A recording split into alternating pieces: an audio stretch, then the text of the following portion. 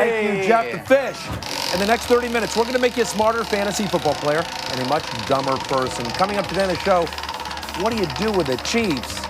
Plus, a lot of injury updates, and Tim Hasselbeck stops by to talk about the bald and the beautiful. Who in Week 12 that performed well can we believe in going forward? But first, Secret Squirrel today's show will be... It'll be tomorrow in China, Matthew.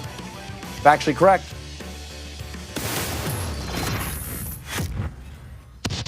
Travel back in time with me if you dare to October 8th, 2017. Daniel was beardless.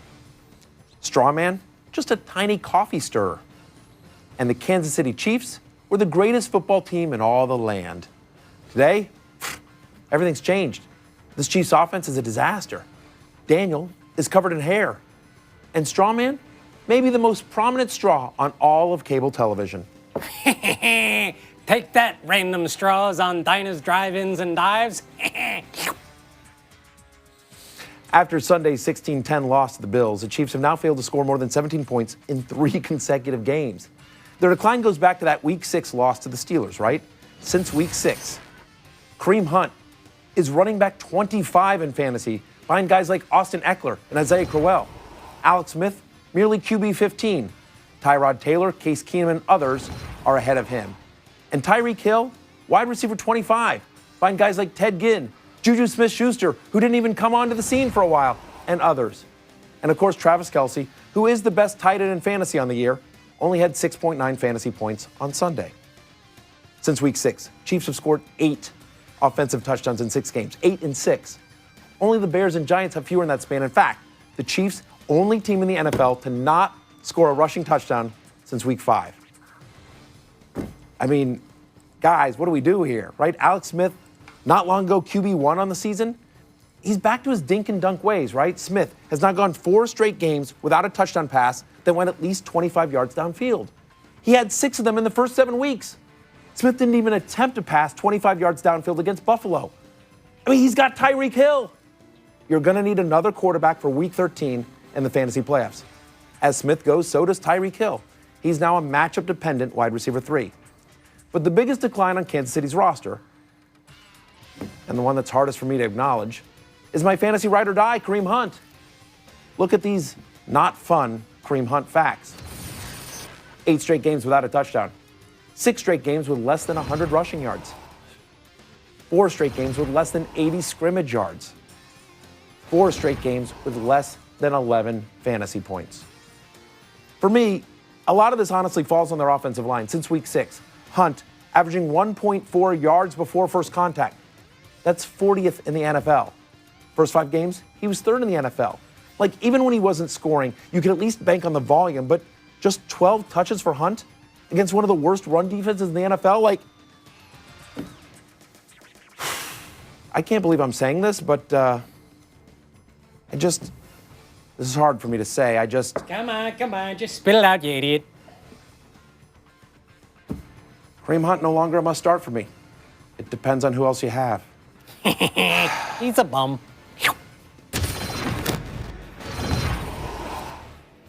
So if you tuned into the fantasy show today, here's some awesome facts about Eagles.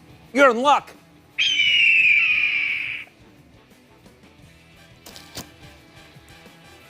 Get this.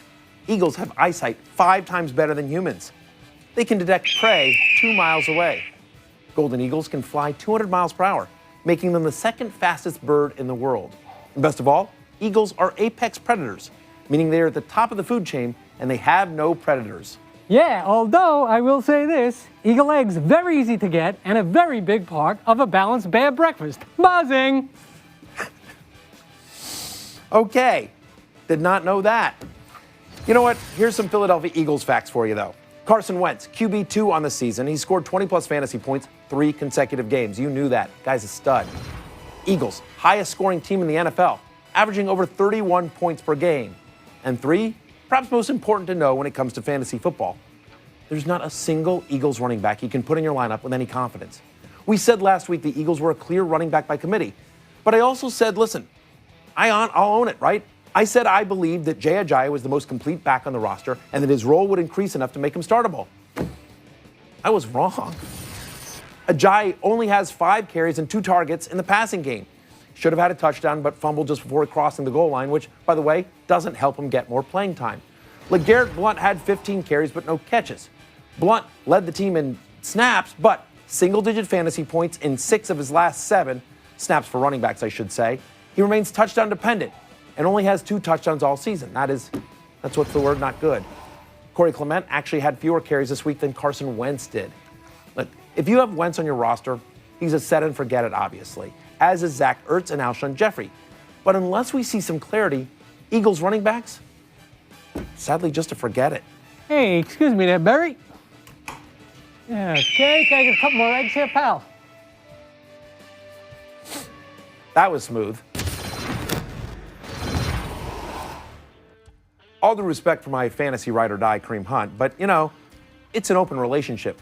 And on my free pass list with Kareem, Alvin Kamara.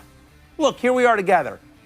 Hey, Kat, can you crop that photo a little bit better? Ah, there you go, much better. See? Me and Alvin Kamara together forever. Look, I'm pretty sure he's on everyone's free pass list. And if he's not, he should be. Kamara has absolutely been ridiculous since week 6. In that time, he's literally the #1 player in all of fantasy football. 5 straight games with a touchdown, right? 4 straight games with 100 scrimmage yards. As a rusher, just as a rusher, right? He's posting numbers similar to Tevin Coleman or Isaiah Crowell. As a receiver, just as a receiver, right?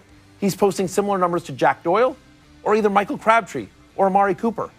Combined, he's a superstar, averaging an insane 7.7 yards per carry. Remember, this is a guy who was essentially undrafted at the start of the fantasy season. Although I should tell you that even though I discussed him in the preseason on this very show, the rest of the staff ignored him and allowed me to draft him in the 13th round of our show league. Speaking of our show league, Secret Squirrel, I turn to you. Daniel, do you have any thoughts you'd like to share about our show league, the updating standings, anything you want to do? Yeah, absolutely. So after winning 6 straight games in a row, the commissioner of the league actually called to say I was probably going to be the fantasy player of the year. Interesting. But I would have to agree to an interview and a major photo shoot. So right. Obviously, I said yes because, it's all about the brand, baby. Sure. You know what I'm saying? But this week, you definitely did destroy me. Yeah. I will say that. Alvin Kamara, what do you have to say? It's tough. But I stand by what it is that I've done. 6 games in a row. I have, but the point of the matter is that you're pretty much out of the playoffs. We had this dumb sign underneath your little desk there. Right. That when you beat me way back in week whatever it was. But you know what? The fact of the matter is, I'm the #1 team in the league. Sure.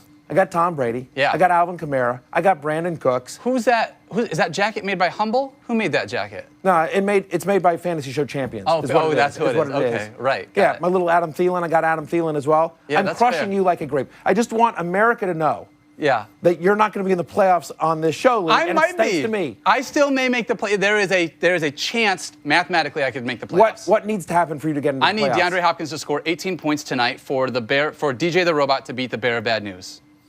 Got it. Fred the Robot, you mean?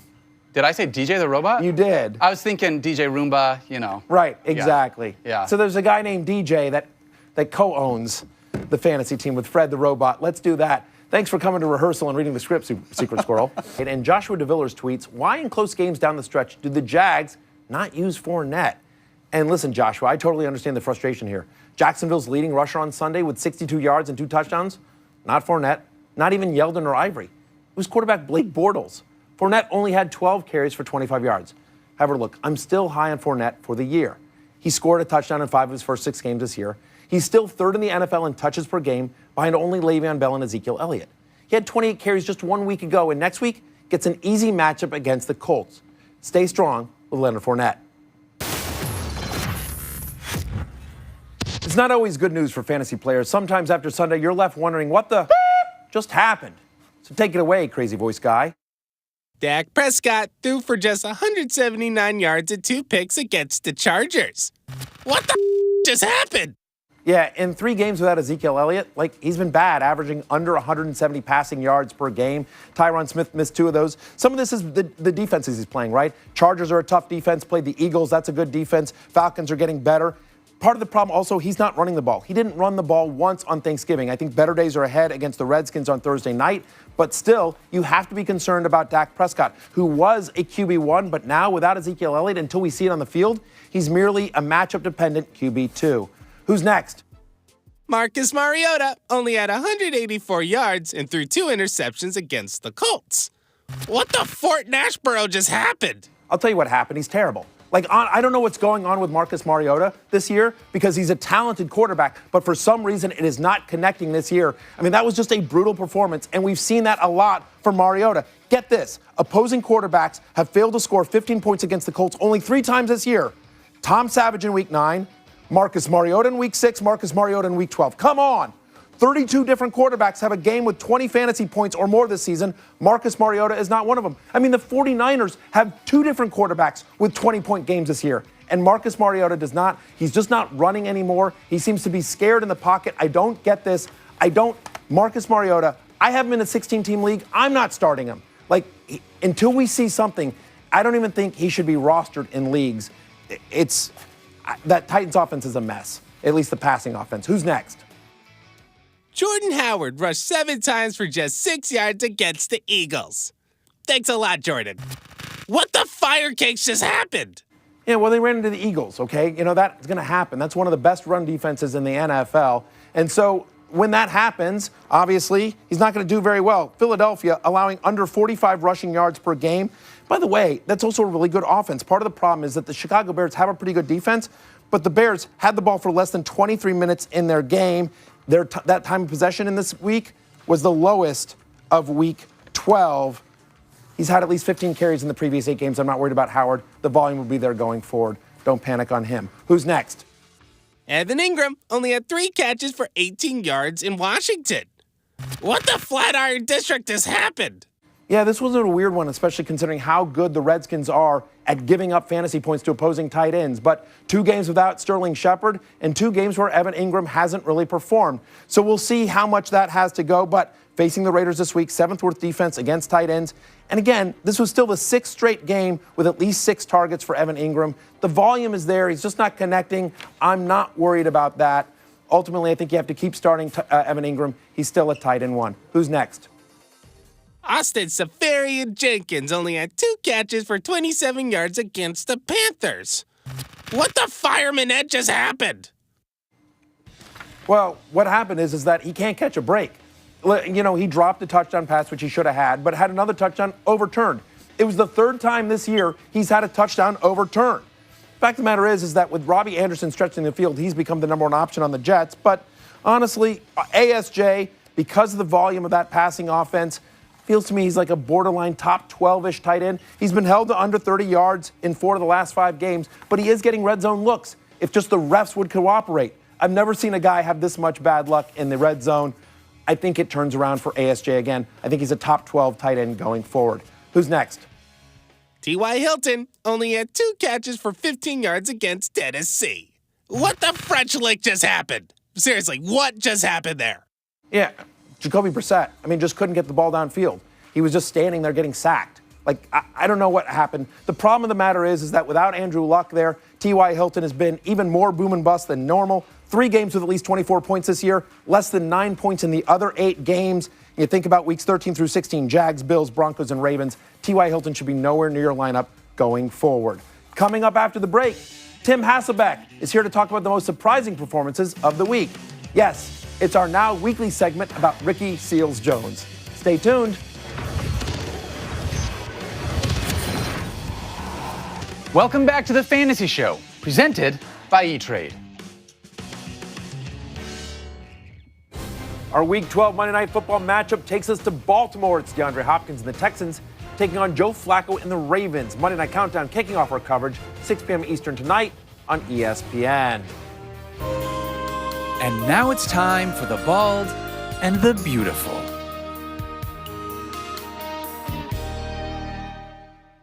All right, Tim Hasselbeck, you and I are bald. Yes. So let's talk about the beautiful of Week 12, some underappreciated players who really shined in Week 12. And we start with a guy we talked about last week, Ricky Seals-Jones. He's been a top 5 tight end in each of Blaine Gabbert's starts. At some point, we have to buy him. Is it this week?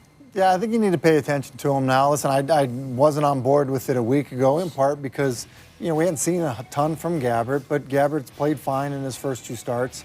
And then Seals-Jones, he really hadn't played until, the previous week, but played a little bit more this past week, was in the end zone again.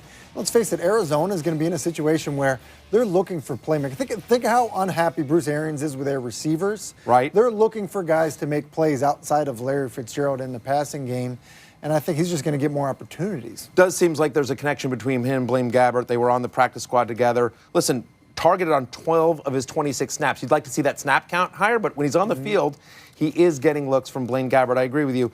Seems somebody that should be rostered in more leagues. Let's talk about Sammy Watkins now. Very quietly, 3rd time in his last 4 games with 12 fantasy points or more, filling in for Robert Woods. We buying this production? That's the key for me. I think if he's the starter for Robert Woods, then he'll play like a number 1 wide receiver for the Rams. We talked about this Sunday on Fantasy Football Now. Just seems like everybody Sean McVay's touched, he's kind of made them better, when they've had, a legitimate role on their team. And so for me, this is all tied to Robert Woods' health. I think, and the challenge ends up being when Woods comes back, the matchups later in the year, are we going to like those matchups as much? So I think as long as Woods is out, I'm in on Sammy Watkins. I would agree with that. I think he's more matchup dependent, though. It was a good matchup against the Saints. He's going to get the Cardinals next week, and you figure Patrick Peterson for sure. Be on him, so that will be a tough one here. But I agree. Production should continue without Robert Woods in the lineup. Here's a guy who, talk about production. 5 straight games now, Robbie Anderson has got into the end zone here. How high should we rank Robbie Anderson this week? Is he a top 20 guy going forward? Is he a top 15 guy? I don't know if he's a top 15 guy, but I think you're probably right about a top 20 guy. He has so much speed. I think that ends up being clear. And then, and McCown has played well. And some of the, the scramble play from this past week, I think Robbie Anderson's one of those guys you get to the end of the year and you see a guy just absolutely taking off because the talent starts to become evident. Yeah, still available in about 30% of leagues, by the way. One of the stats I like, been targeted at least 25 yards downfield 18 times this season. That's 2nd most in the NFL. They're taking deep shots to Robbie Anderson continually. That's not a fluke here.